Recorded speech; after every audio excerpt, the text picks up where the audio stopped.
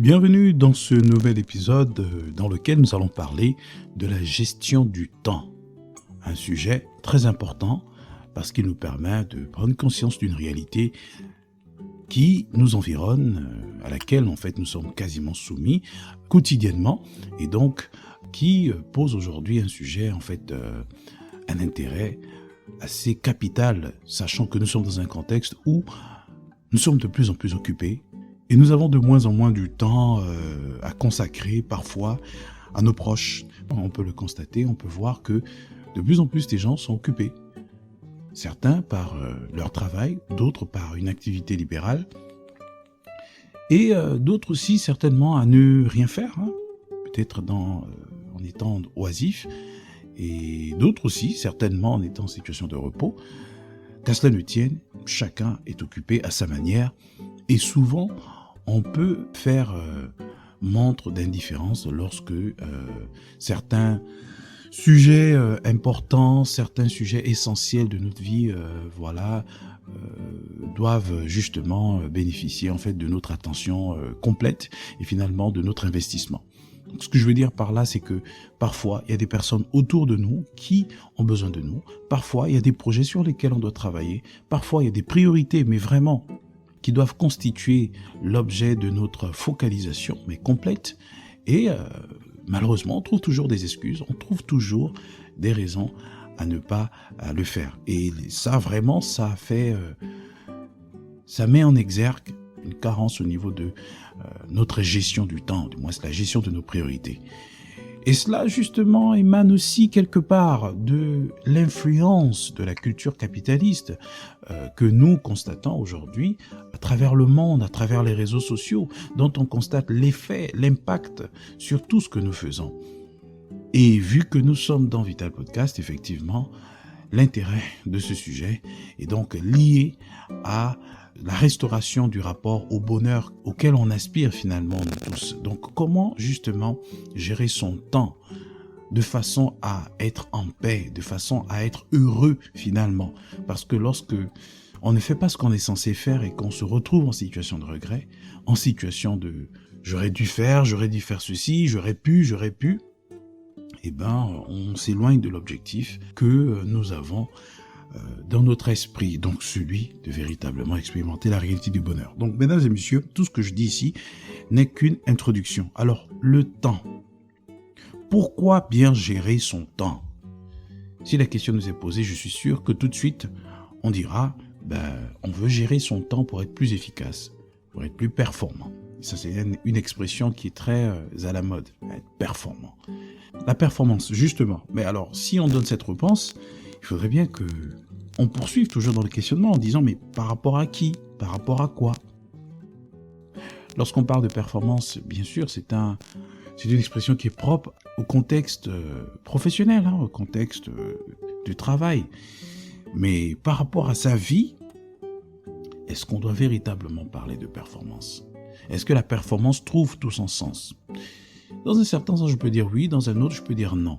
Donc, le débat est ouvert. Mais dans tous les cas, il est important de préciser que la performance ici ne doit pas avoir un rapport avec ce qui est externe à nous.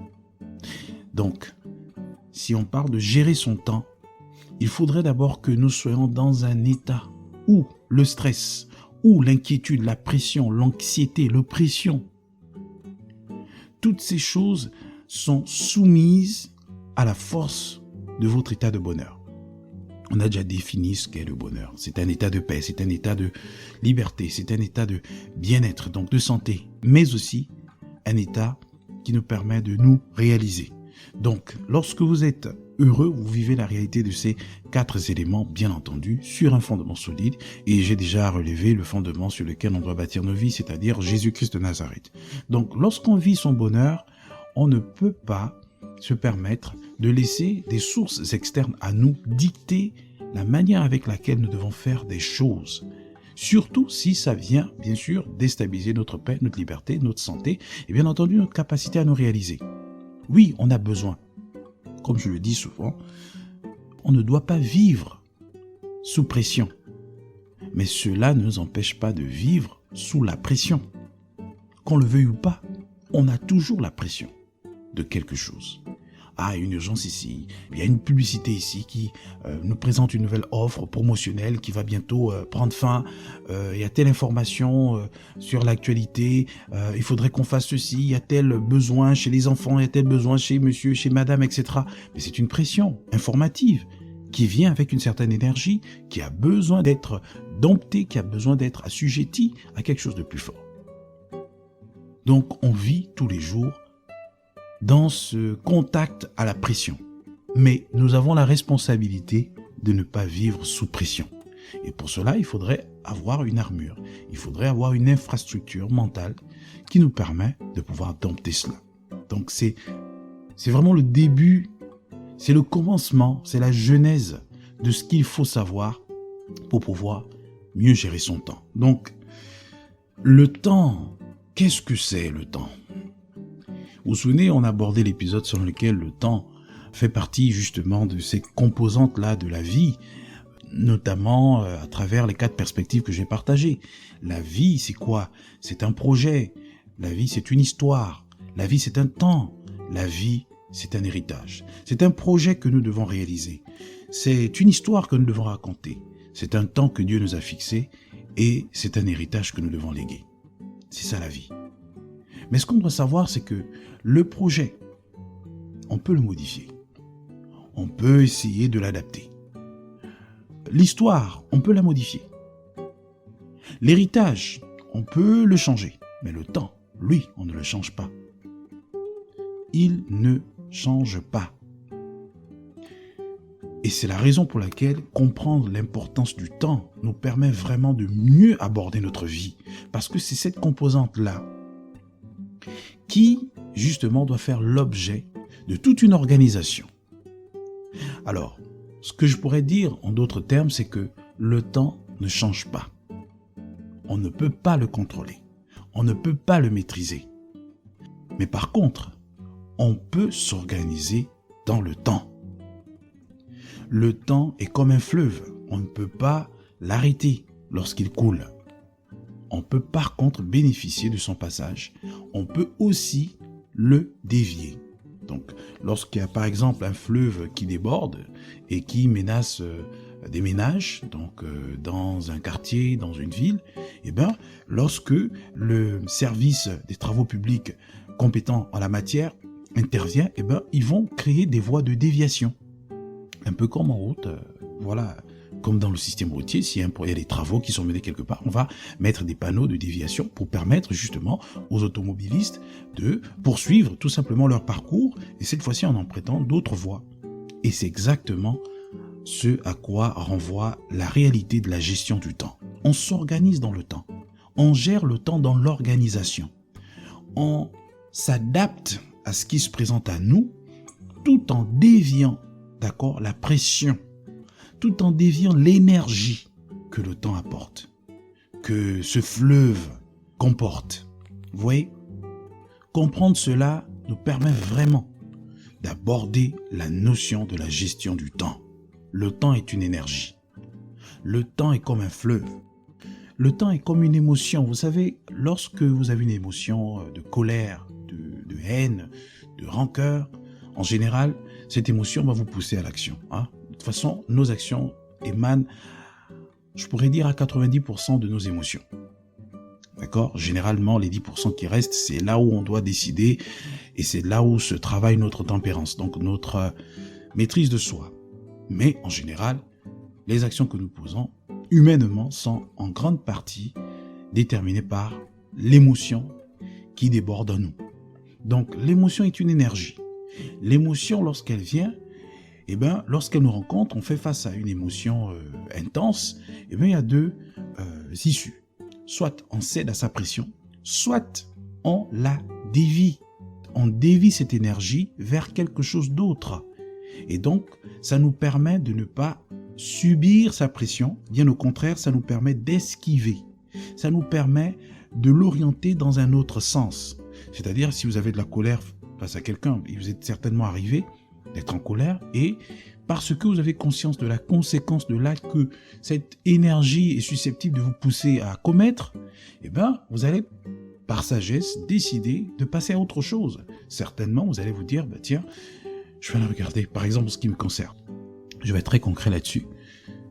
Lorsque je suis, par exemple, en situation d'énervement et que je sens que ça monte tellement fort, pour vous qui êtes dans les couples, en général, vous allez bien comprendre ce que je veux dire.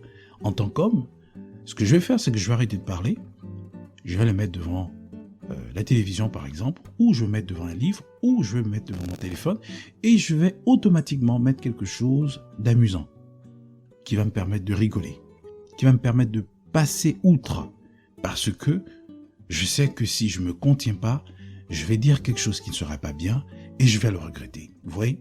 Donc, c'est une façon, pour moi, de dévier l'énergie de la colère. Et c'est la même chose que l'on peut ressentir lorsqu'on est amoureux, par exemple, et qu'on se rend compte que peut-être cet amour, ce sentiment est inapproprié, du moins est orienté vers une personne ou penche vers une personne qui est avec laquelle on n'est pas censé en fait être. Ça peut arriver, nous sommes des êtres humains, mais lorsque vous voyez cette émotion, cette sensation, ce sentiment, cette attirance commencer à monter, mais c'est à vous de prendre la responsabilité de la dévier. Et ça va se traduire par quoi ? Par établir des filtres, ne plus vous permettre certaines libertés, essayer de réduire la fréquence de vos rapports, de vos interactions, de vos rencontres, et à la limite, éviter de vous rencontrer pendant un certain temps. Ça va permettre de faire baisser la température et ça va certainement permettre à ce que vous passiez à autre chose et donc mettre en oubli cette pensée, mettre en oubli cette forte émotion qui veut vous amener à faire quelque chose qui n'est pas bien du tout. Si jamais vous êtes en situation vous êtes marié ou vous êtes attiré peut-être par une personne, je sais pas, un parent à vous, un oncle, un cousin, ça peut arriver, nous sommes des êtres humains, donc arrêtons ça peut arriver. Ou vous êtes amoureux ou amoureuse d'une collègue ou d'un collègue, ça peut arriver. Mais qu'est-ce que vous faites ? Est-ce que vous laissez emporter ? C'est juste pour renvoyer un peu à la réalité de la pression, de l'énergie, de l'émotion, de la pression, de l'énergie d'un fleuve, donc de l'eau, tout comme de la pression, de l'énergie du temps. Donc c'est vraiment pour nous permettre de comprendre un peu la subtilité qu'il y a lorsqu'on parle de la gestion du temps. On s'organise dans le temps, on dévie le temps. Et je vais essayer d'expliquer ce que j'entends par déviation, la déviation du temps. En fait, c'est de l'organisation. Alors, concrètement, ça ressemble à quoi ? Lorsque le temps passe, d'accord, on a 24 heures dans la journée. Alors, dans un jour, c'est 24 heures. Que l'on soit en Afrique, en Amérique, en Europe, c'est 24 heures. Qu'on passe en heure d'été et qu'on passe en heure d'hiver et que dans d'autres pays, les mêmes 24 heures sont là, les saisons n'ont aucune influence sur l'ajout d'une heure ou le retrait d'une heure. C'est toujours 24 heures que nous allons vivre, d'accord ? Ça ne change pas du tout. Donc, même si il va se trouver que le jour va mettre plus de temps que la nuit, cela n'empêche pas que nous allons être confrontés toujours à la réalité des 24 heures. Donc, c'est toujours 24 heures. Mais l'organisation va changer. On va adapter nos activités en fonction de ce temps qui se présente. Mais c'est toujours 24 heures qui sont là. C'est toujours 24 heures qui sont là. Oui, ça c'est pour des personnes qui vivent la réalité du changement du temps, par exemple, l'effet du temps d'hiver et d'été, par exemple. Mais lorsqu'on n'est pas confronté à ça, comment est-ce qu'on s'organise ? Eh bien, on s'organise justement en fonction des priorités qui sont censées être les nôtres. Donc, l'organisation ici va véritablement se trouver dans la liste de ce qui est prioritaire et bien sûr de celles des activités que nous sommes censés considérer comme étant secondaires. Mais quel est le baromètre ? Quelle est l'unité de mesure qui nous permet de savoir ce qui est prioritaire, ce qui est censé être prioritaire pour nous et ce qui n'est pas censé l'être ? Parce qu'aujourd'hui, tout semble avoir un sens, tout semble avoir une urgence finalement. On doit prendre soin de nos enfants, on doit prendre soin de nos parents, on doit réaliser des activités, on doit entreprendre, on doit collaborer, on doit chercher des opportunités, chercher des marchés, on doit chercher de l'argent, on doit faire toutes ces choses. Mais à la fin de la journée, qu'est-ce qui compte le plus pour nous ? Est-ce que nous avons décider d'établir un lien entre le temps que nous allons consacrer à cette chose, d'accord, à l'une de ces choses, et ce que ça va nous rapporter sur 5, 10, 15 ans, voire 20 ans. C'est à cela que je veux nous amener. Tout ce à quoi on va être confronté dans la journée, dans la semaine, dans le mois, dans l'année, va se présenter comme étant important, urgent, parce que c'est désormais la configuration de la société, du siècle dans lequel on est en fait. Tout se présente comme étant urgent. Il n'y a qu'à regarder les publicités, il n'y a qu'à regarder la communication qui est faite autour de produits, des services qui nous sont proposés. Tout semble être impératif. Mais nous, quelle est l'unité de mesure? Quelle est la boussole? Quel est le baromètre qui nous permet de jauger ce qui est utile, ce qui ne l'est pas, ce qui est nécessaire, ce qui ne l'est pas? Ce qui va nous être utile dans 5 ans, ce qui va nous être utile dans 10 ans, dans 15 ans, dans 20 ans. Et bien ce baromètre revient à ce que j'ai dit tout à l'heure, du moins c'est à l'entame de cet épisode. Votre vie est un projet. Votre vie est une histoire. Votre vie est un temps que Dieu vous donne. Votre vie est un héritage. Quelle est la conséquence de ce que je vais faire sur 5 ans en ce qui concerne ma vie, en ce qui concerne la vie de mon époux, de mon épouse, de mes enfants, de mes proches? Quelle est cette conséquence sur 10 ans? Donc ça va nous amener à réfléchir un peu 2 fois, on va dire, 2 fois plus qu'à la moyenne. Parce qu'en réalité, qu'on ne se trompe pas, une personne qui veut aller loin, c'est une personne qui effectue de la réflexion, qui calcule, qui agit. Tout ce que je dis, ce n'est pas philosophique, c'est une réalité. Si on veut atteindre un objectif, si on veut atteindre un but, on va se donner des moyens, on va essayer de se préparer à cela, on va s'organiser pour atteindre cet objectif. Et gérer son temps, c'est vraiment gérer ses priorités. C'est arriver à prendre des décisions de façon sage, avisée, tout en établissant un lien entre l'importance de la chose maintenant et son impact sur 5, 10, 15 ans. C'est ça qui fait la différence entre le succès d'une personne et l'état de sous-développement d'une autre. Bien entendu, le succès, c'est subjectif. Mais qu'à cela ne tienne, on peut s'accorder à dire qu'une personne qui a réussi, c'est une personne qui est épanouie. C'est une personne qui est fière de sa situation présente. Mais sa situation présente, en fait, c'est la résultante d'un certain nombre de décisions qui ont été prises dans le passé. Parce qu'en réalité, votre présent est juste la conséquence de tout ce que vous avez fait dans le passé. Votre futur est la conséquence de tout ce que vous allez faire aujourd'hui et par conséquent, qui sera le passé demain après-demain. Comme je le disais tantôt, ça risque d'être un peu philosophique, mais c'est une réalité. Gérer son temps, c'est apprendre à définir ce qui est utile, ce qui n'est pas. C'est apprendre à dire non lorsque parfois vos émotions vous disent oui. C'est apprendre à dire je reste seul lorsque vos émotions vous poussent à être en compagnie d'autres personnes. C'est apprendre à dire tant que je n'ai pas atteint cet objectif, je ne me donne aucun repos. Et je le dis de façon raisonnable, un objectif journalier, un objectif que vous vous avez dit que vous allez faire en 30 minutes, ben vous le faites. Alors si jamais il vous accorde de prendre un repos, en fait une pause, c'est très bien, mais quand je parle de pause, c'est vraiment quelque chose qui va vous pousser à revenir, parce que on a besoin d'être en repos pour être plus productif, pour être plus créatif, pour avoir un peu plus d'idées, un peu plus de recul, pour acquérir de nouvelles perspectives, pour mieux aborder la chose sur laquelle nous étions. Donc ça se comprend. Mais lorsqu'on décide de s'arrêter, on est en train de détruire ce que nous avons commencé. C'est la raison pour laquelle, pour établir le lien avec la parole de Dieu, la Bible nous dit que celui qui se relâche de son œuvre est frère de celui qui détruit. C'est un passage qui m'a marqué à vie. Lorsque je commence quelque chose, je ne m'arrête pas tant que je n'ai pas fini. Aussi simple que ça. Lorsque je dis je ne m'arrête pas, je peux m'arrêter un jour, mais demain je suis là-dessus. La chose doit être accomplie. La mission doit être accomplie. Pour être un écrivain, par exemple, avec ce statut, Aujourd'hui, j'ai à mon actif plus de 20 livres écrits. Certains sont connus, d'autres pas. Je me suis organisé dans le temps. Il y a certains livres dont je sais que l'importance va se révéler dans le temps. Je les écris maintenant parce que j'ai l'énergie, j'ai l'onction, j'ai la force nécessaire. Il faudrait que je la consacre à la réalisation de ces projets-là.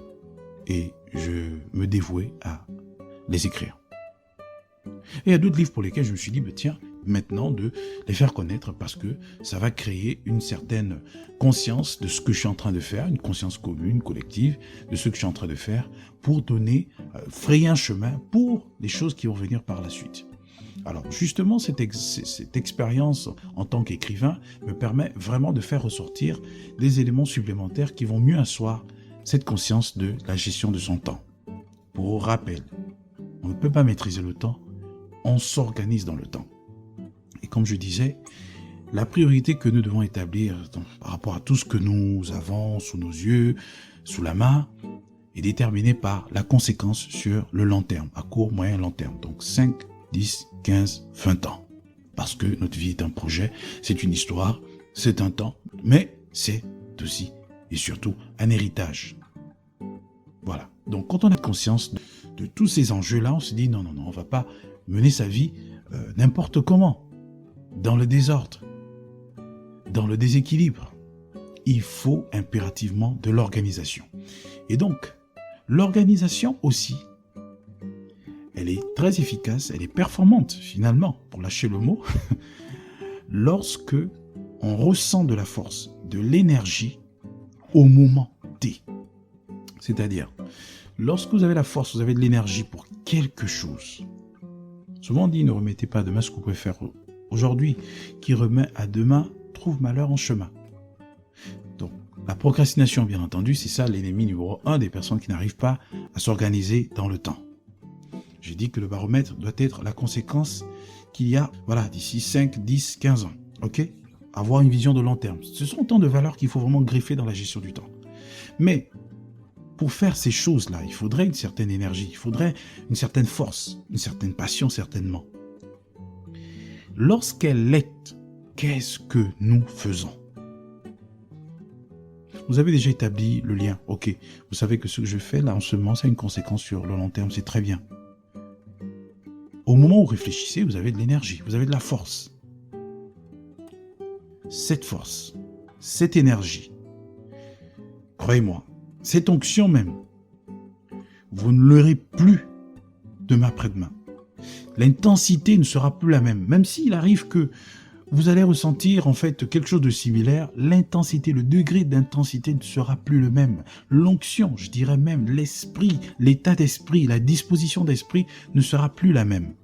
C'est la raison pour laquelle à chaque fois que vous ressentez la force, l'énergie pour faire quelque chose que vous avez déjà planifié, parce que la tenue d'un journal vraiment occupe une place fondamentale dans tout ce que je suis en train de raconter ici. Et je pense que ça, c'est vraiment le b.a.-ba. Donc vraiment, vous avez un journal intime, vous avez de la force, vous écrivez sur ce journal intime, dans ce journal intime, tout ce que vous êtes censé faire dans la journée, dans la semaine, dans le mois, dans l'année. Et toutes ces choses doivent être exécutées. Quel que soit le temps que ça va reprendre, elles doivent être exécutées. J'ai écrit un livre là-dessus, d'ailleurs, sur l'organisation personnelle, d'ailleurs, pendant qu'on y est. Journal de développement personnel, où j'ai parlé un peu de toutes ces choses qui concourent à l'esprit d'accomplissement. Dans le dernier chapitre de ce livre-là, je vous le recommande. C'est très important. À force de vous habituer à cocher tout ce que vous avez réalisé, quel que soit le temps que ça vous a pris, ça bâtit en vous l'esprit d'accomplissement. Vous devenez un accomplisher, une personne qui accomplit toujours. Et c'est ce dont on a besoin lorsqu'on veut mieux gérer son temps. Quelle que soit la tâche, à petite échelle, habituez-vous à réaliser des petites choses à petite échelle. J'ai dit que je vais faire des choses, je les fais. Et une fois que vous l'avez accompli, c'est fini. Vous avez quelque chose, vous bâtissez ce muscle dans la gestion du temps. Les personnes qui s'organisent bien dans la vie ou qui gèrent bien leur temps ne sont pas hyper extraordinaires. Elles sont juste disciplinées. Elles sont juste objectives. Elles ont juste la conscience du fait que tous les actes qu'elles posent ont une conséquence dans l'avenir. Et elles ont la responsabilité de choisir des actes qui ont une conséquence positive, constructive et bien sûr qui va bénéficier aux personnes, aux générations à venir. Aussi simple que ça. Donc pour résumer, le temps est une énergie, c'est une force et c'est une force qui passe. On ne peut pas la contrôler, on ne peut que la dévier. Le temps, on ne peut pas le contrôler, mais on peut s'organiser à travers lui. On peut s'organiser dans le temps.